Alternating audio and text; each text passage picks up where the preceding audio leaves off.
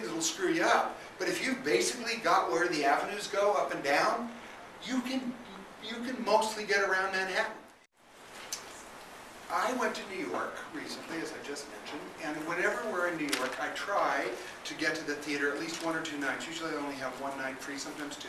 And I usually, if I have a night free, I'll go to the theater, because I'm in New York and I was raised up in the Broadway theater, and that's pretty much, it's natural to me. And by doing that 2 or 3 times a year, I can kind of keep up at least with the major things that are going on. And that's fun for me. So this particular time, I am going to New York. And I'm thinking, what should I see? And I'm looking at, and I'm hearing different people telling me different things. And I decide, because I only have 1 night, and I decide I wanted to invite my host, the fellow that hosts us in New York, Terry Schreiber, whose studio we use when we're in New York. And Terry and I don't get to see each other. I mean, we pass in the halls a lot because he's teaching and I'm teaching when I'm there. But I try to have a dinner with him every so often and just catch up, because we're roughly in the same age group and come from a lot of the same background, and both teachers and stuff. So I decide I'll invite him if he hasn't seen the play I think I want to see. And I do, and he accepts. And so I think, okay, we're going. And then a friend of mine from here named Neil Crawford, who's a screenwriter, friend of mine, old friend, he was going to be in New York with his wife, who's got a new show on Discovery. She's an Egyptologist. Some of you were probably in class with Kara, the Egyptologist. She has a new show on Discovery, and so they were in New York doing some publicity on that. And Neil was free this one particular night. So I decide the 3 of us are going to go to the theater, and I decide I will spring for the $222 seats. And because, you want to sit in a decent seat, Broadway theater, you got to pay for it. And especially if it's Jude Law's Hamlet. So, now, some of you know that I am not a Jude Law fan. I am not a detractor, because I think he is a fine, bright, young actor. I like him. But, some people love him, and I'm not in that camp. I don't rush to see the next Jude Law movie, although I'm perfectly happy to see them, except Alfie, which he wrote. But he couldn't help it, because he was totally the wrong person to play. But anyway, so I am going to go see Hamlet with Jude Law. I paid this. Hello. Come in. What? You have to leave. Right. She knows. I never meet her because I love her. Okay. So $222 is a lot. It costs more to go to Hamlet than it costs to fly back and forth to New York, I'm saying. All right? To sit in that little chair for. So I go, and there's several things about it that I have to tell you to set the stage. One of them is that I'm in a certain amount of pain at the moment, because I have a little back issue that I've had for a long time, and it got fixed for a while, and now it's bad again. And it's nerve pain. I have these shooting, horrible nerve pains, and they're not nice. And plus I've been walking around New York, and that put strain on it. And those little Broadway theaters, seats are small, and so I'm like this, so already that's not great. But, it's an event, because whenever it's somebody's Hamlet, it's not Hamlet with Jude Law, it's Jude Law's Hamlet.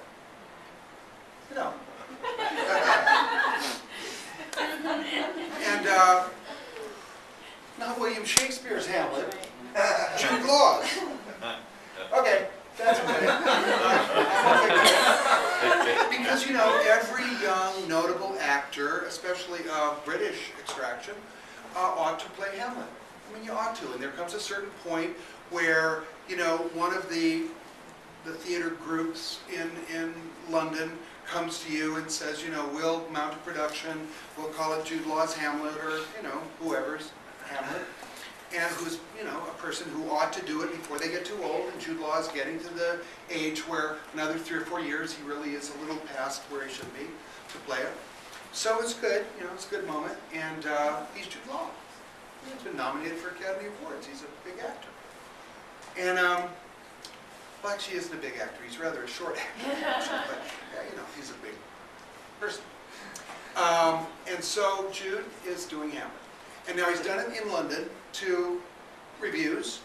And some really good, some not. But, you know, nobody said get off the stage or drop dead. You know, the criticisms, if he was criticized, were very apt, artistic criticisms, and there were some reviews that were quite praiseworthy. So, all right, so I'm ready. I'm in my little seat. And the first thing that happens is I realize, Terry and I go to dinner. We're meeting Neil at the theater. And I'm thinking, I'm so excited to be going to the Broadhurst Theater, which is where it's playing. And I'm thinking, why am I excited? Did I work a show in the theater? Why am I excited? And suddenly it dawns on me that my first Broadway show was Hamlet at the Broadhurst Theater with Richard Burton. So suddenly I'm in this little, deja vu moment. And I will never forget that particular Hamlet, because some of you are way too young to know this, but when Richard Burton did Hamlet, he was in the midst of probably the biggest tabloid scandal in the history of all time. I mean, it made anything we've had in recent time pale in comparison, because, you know, Elizabeth Taylor had run off, and it was a big deal. Big, big, big deal. And right in the middle of this, he decides to do Hamlet on Broadway. And it's tragic, because he was one of his generation's great actors. But because of his leaning toward love affairs, of which there had been several, the big one with Elizabeth Taylor, he had sort of discredited himself steadily, because he'd become more about the gossip about Richard Burton than about what a great actor he was. And this did not make him a really happy guy, that he had taken the shine off of his own genius by being a philanderer. But, you know, that's life, and it was Elizabeth Taylor. So, which at the time was a big deal. I know to you guys, not so much, but at the time, big deal, Elizabeth Taylor. Okay, so, and everybo's married when they did this. Everybody's triple married when they cheated on everybody, you know. And they all had multiple children, and it was just terrible. The whole thing was terrible. In terms of scandal, it was just terrible. So in the middle of this, he does Hamlet. And this thing that's going on with him is he's filling this house because of tabloids.